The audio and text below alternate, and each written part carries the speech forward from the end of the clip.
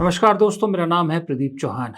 बात समझनी है तो पूरी सुननी होगी। राहुल गांधी ने कल जो चैप्टर 2 खोला है वोट चोरी का, उस चैप्टर के खुलने से 2 चीज़ें बड़ी साफ हो गई हैं। पहली चीज़ तो ये है कि वोट चोरी का चुभन, वोट चोरी के तीर की चुभन अगर किसी को सबसे ज़्यादा होती है, वो बीजेपी को होती है।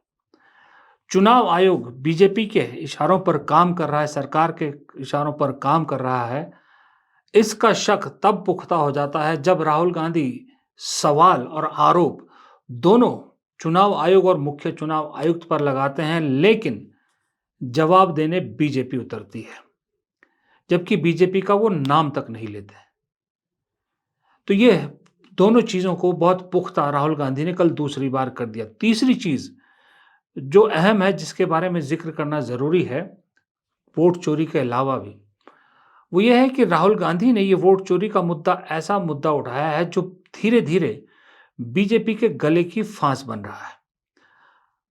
न सिर्फ राजनीतिक रूप से, न सिर्फ बिहार के चुनाव को लेकर पार्टी के लिए, बल्कि मुझे ऐसा लग रहा है कि राहुल गांधी इस वोट चोरी के मुद्दे के ज़रिए वो काम करना चाह रहे हैं, करने की कोशिश कर रहे हैं, जो बीजेपी के लोगों को लगता है नामुमकिन है।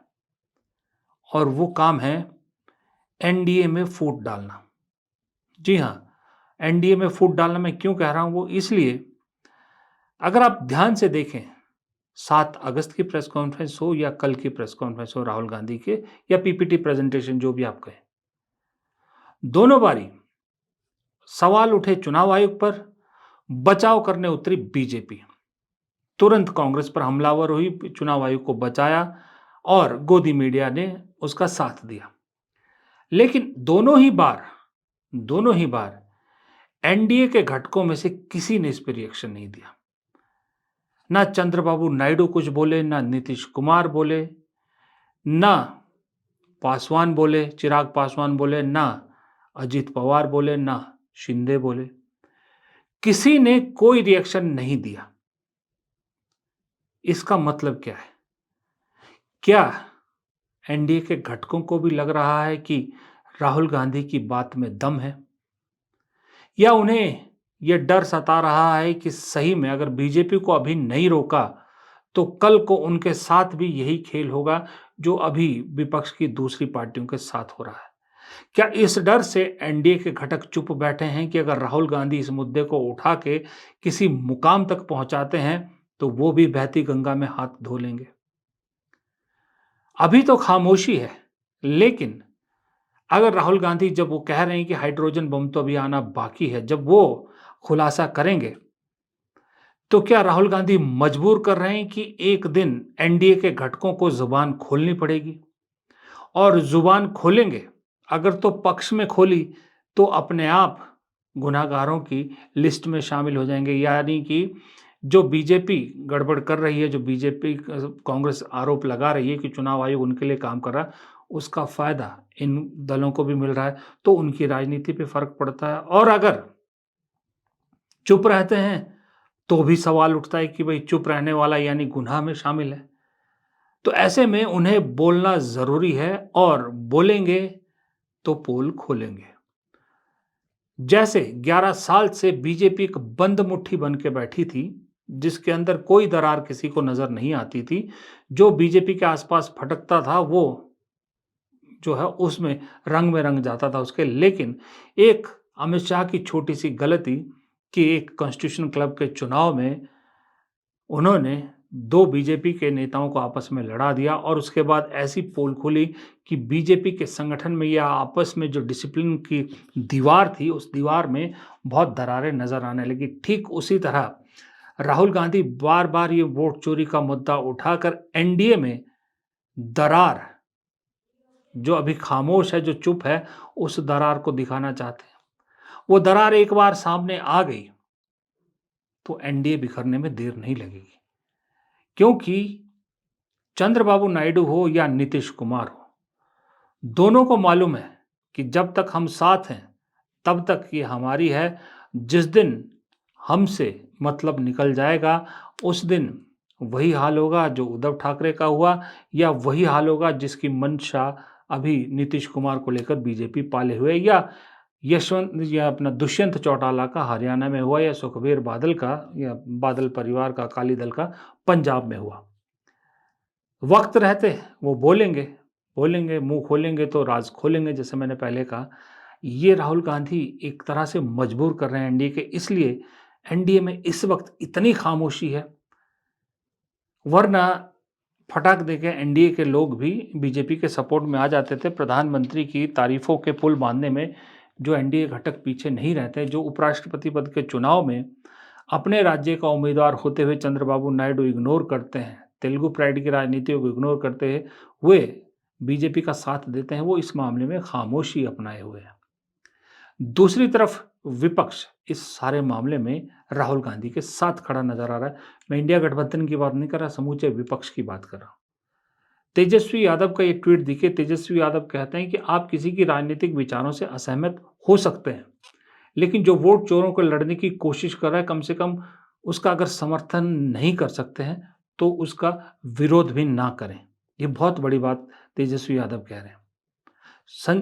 आम आदमी पार्टी भी हालांकि थोड़ी सी नाराजगी जता रही कि भाई दिल्ली में जब हमने कहा था तब राहुल गांधी ने नहीं उठाई थी, ये मुद्दा नहीं उठाया था, लेकिन अल्टीमेटली मोटे तौर पे वो भी राहुल गांधी के साथ खड़े नजर आ रहे हैं कि इस मुद्दे पर वो उनका साथ दे रहे हैं। देखिए, दिल्ली में जब वोट की गड़बड़ी हुई थी तो ये सारी बातें हमने उस समय कही थी।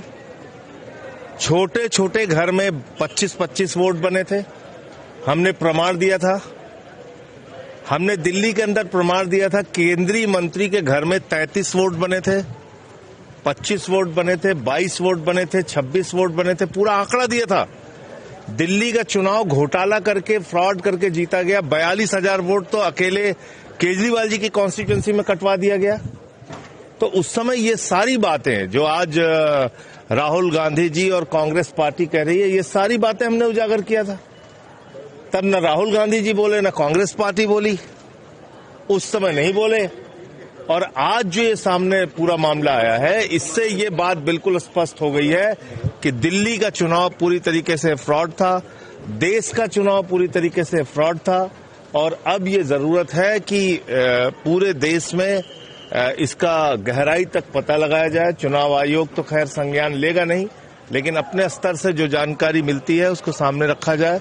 और अब तो चुनाव लड़ने का कोई मतलब नहीं है। हम लोग रैली, सभा, मीटिंग, संगठन बनाने का काम करते रहते हैं। मोदी जी अपना दूसरे काम में लगे हुए हैं, तो अब चुनाव का कोई मतलब नहीं।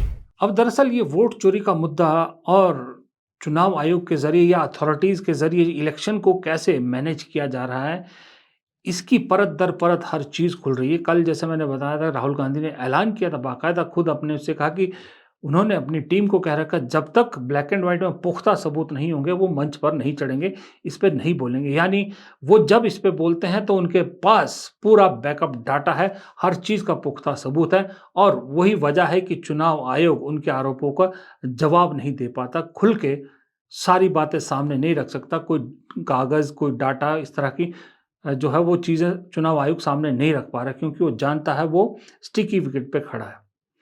लेकिन वोट चोरी तो अलग अलग फॉर्म में हो रही है। अब ये देखिए, हालत ये है कि दिल्ली यूनिवर्सिटी स्टूडेंट यूनियन यानी छात्रों के राजनीति या छात्रों के जो परिषद है उसके चुनाव में भी एनएसयूआई को बाकायदा सड़कों पर उतर कर ये इल्जाम लगाना पड़ रहा है, ये बात रखनी पड़ रही है कि इस चुनाव में भी, स्टूडेंट्स के चुनाव में भी वोट चोरी हो रही है, कि किस तरह से जो एबीवीपी बीजेपी के स्टूडेंट विंग है उसके उम्मीदवारों को जिताने के लिए बाकायदा ईवीएम में छेड़छाड़ की जा रही है।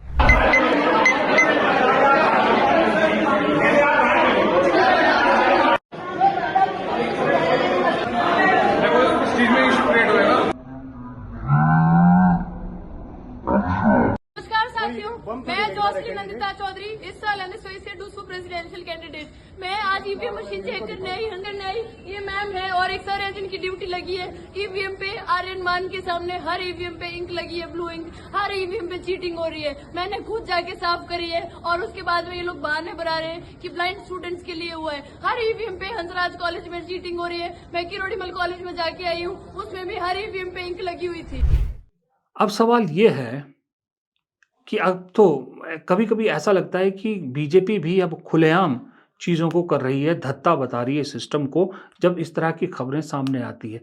शायद इसीलिए राहुल गांधी पूरे पुख्ता सबूतों के साथ बात रख रहे हैं और उनको कोई नकार भी नहीं पा रहा। सबसे बड़ी बात है उनकी बातों को नकार भी नहीं पा रहा और कांग्रेस को बहुत सॉलिड ग्राउंड मिल गया है, इसलिए कांग्रेस चाहती है कि इस देश के कोने-कोने तक राहुल गांधी की बात पहुँचे, कोने-कोने तक राहुल गांधी का वोट चोर गद्दी छोड़ का मुद्दा चिपक जाए, नारा चिपक जाए। I urge everybody to look at to see his press conference.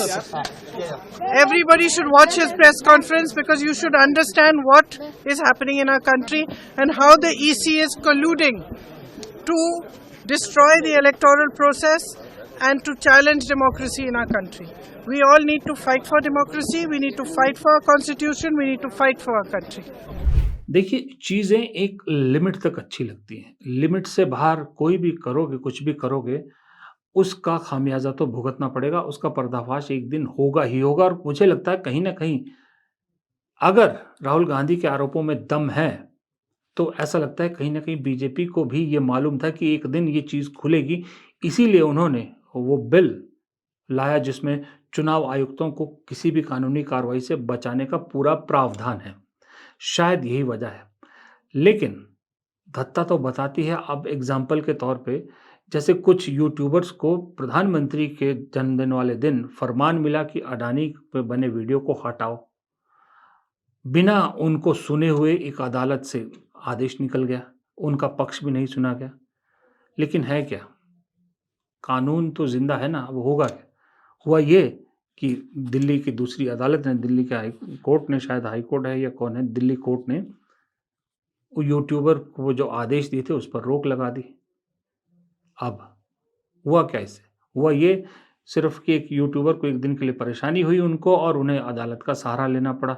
वो वक़्त और पैसा ज़ाया हुआ उनका, बाकी हुआ क्या? ऐसे गैग ऑर्डर लोकतंत्र में नहीं चल सकते। इसीलिए तो भारत का लोकतंत्र मज़बूत कहा जाता है कि जितना मर्ज़ी इसको तोड़ने-मरोड़ने की कोशिश की जाए, लेकिन अब तक ना कोई कामयाब हुआ है, ना आगे होगा। और शायद इसीलिए कांग्रेस के लोग इसको एक तरह से राहुल गांधी के साथ जोड़ने की भी कोशिश कर रहे हैं, जब वो इस तरह का पोस्टर एक जारी करते हैं, जिसमें ये मैसेज देने की कोशिश करते हैं कि लोकतंत्र और लोकतंत्र को तोड़ने वालों के बीच में अगर कोई शख्स खड़ा है, वो अकेला राहुल गांधी है। अब ये बात कांग्रेस कह रही है तो ठीक है, राजनीतिक तौर पे कहने के लिए ठीक है, लेकिन एक बात से मैं एग्री ज़रूर करता हूँ कि अकेला विपक्ष में नेता सिर्फ राहुल गांधी है, इंक्लूडिंग कांग्रेस को भी मैं कर रहा हूँ, जो दरअसल सरकार से सीधी टक्कर लेता है। अखिलेश हों, तेजस्वी हों, स्टालिन हो, उद्धव ठाकरे हों, ये सब साइड-साइड से निकलते हैं। कभी इनको सीधा मोदी पर हमला करते देखा है? कांग्रेस के किसी और नेता को हमला करते देखा है? मैंने नहीं देखा, मैंने सिर्फ़ और सिर्फ़ राहुल गांधी को देखा है। हाँ, कांग्रेस प्रवक्ताओं की बात अलग है, वो तो उनका काम है, लेकिन नेता के तौर पे अकेला वही मुझे दिखता है, इसलिए इस पोस्टर से आधे उस पे तो मैं भी एग्री करता हूँ। चलिए, ख़ैर फ़िलहाल इस वीडियो को यहीं ख़त्म करता हूँ, छोटे से वीडियो को। आपसे शाम के वीडियो में फिर मुलाकात होगी। प्रदीप चौहान को दीजिए इजाज़त। नमस्कार।